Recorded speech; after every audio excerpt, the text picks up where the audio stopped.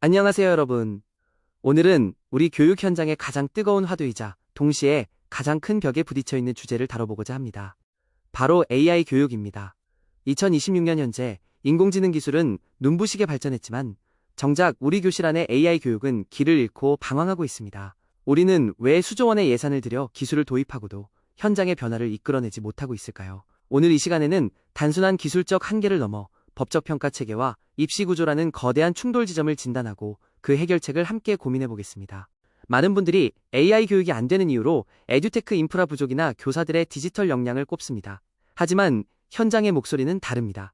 문제는 기술이나 역량이 아니라 바로 제도의 모순입니다.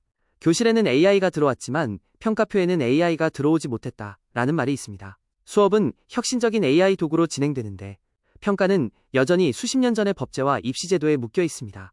이 괴리를 해결하지 못한다면 AI 교육의 정착은 불가능에 가깝습니다. 현실을 수치로 보겠습니다. 전국 1141개교가 AI 중점학교로 지정되었고 무려 385억 원의 특별교부금이 투입되었습니다. 겉으로 보기엔 화려한 인프라가 갖춰진 것 같지만 학생들의 반응은 차갑습니다.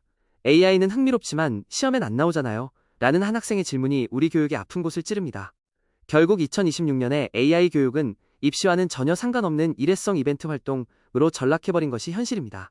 AI 교육이라는 혁신이 왜 좌초되고 있는지 그 원인을 두 가지 축으로 분석해보겠습니다. 첫 번째 축은 상대평가와 교사 직접 관찰 원칙으로 대표되는 법적으로 규정된 평가 방식입니다. 두 번째 축은 수능 정량평가 중심의 대학 입시 생태계입니다.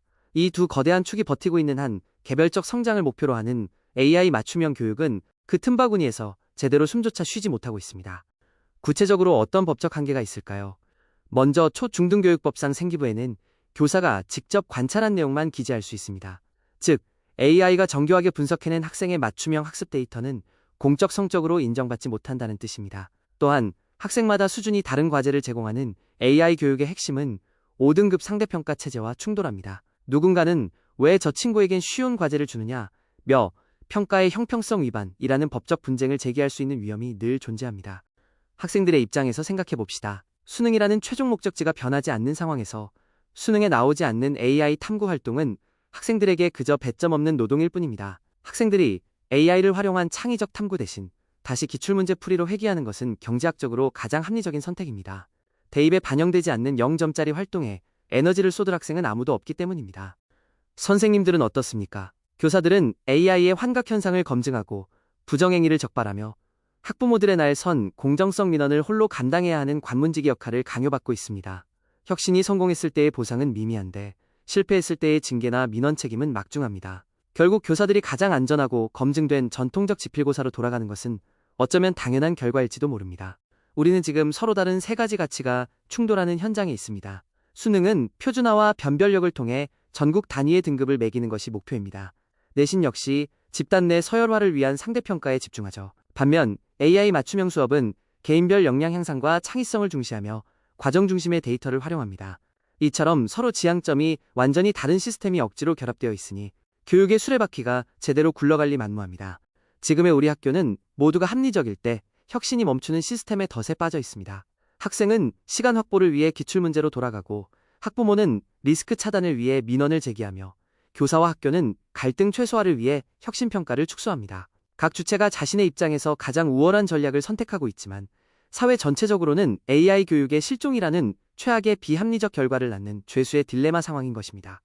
결국 AI 교육은 교실 안에 금지된 열매가 되어버렸습니다. 한쪽에서는 상대평가와 수능체제가 서열화를 강요하고 다른 한쪽에서는 초중등교육법과 공정성 강박이 혁신의 발목을 잡습니다. 그 톱니바퀴 사이에서 학생들은 내신에 유리한가요?를 묻고 교사들은 민원이 두려워요 라고 말합니다. 기술 도입만으로는 이 교착 상태를 절대 풀 수 없습니다. 이제는 기술 도입이 아니라 제도 전환을 논해야 할 때입니다. 시스템 내부의 자발적 노력만으로는 이 견고한 균형을 깰 수 없습니다. 법과 입시제도라는 거대한 벽을 과감하게 허무는 외생적 충격이 필요합니다.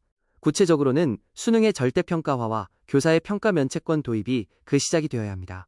그 구체적인 로드맵을 제안합니다. 우선 2027년까지 1단계로 법적 장벽을 해소해야 합니다. 생기부 지침을 개정하여 AI 학습 분석 데이터를 독립적 정성평가 근거로 명시해야 합니다. 또한 교사들에게 평가 면책권을 부여해야 합니다. 고의나 중과실이 없는 한 AI를 활용한 혁신적 평가에 대해 절차적 책임을 면제해줌으로써 교사들이 안심하고 도전할 수 있는 환경을 만들어야 합니다. 2단계는 2030년까지 평가체제를 전면적으로 전환하는 시기입니다. 내신 5등 급 상대평가를 완전히 폐지하고 전면적인 성취평가제, 즉 절대평가로 전환하여 개별 맞춤형 성장을 지원해야 합니다.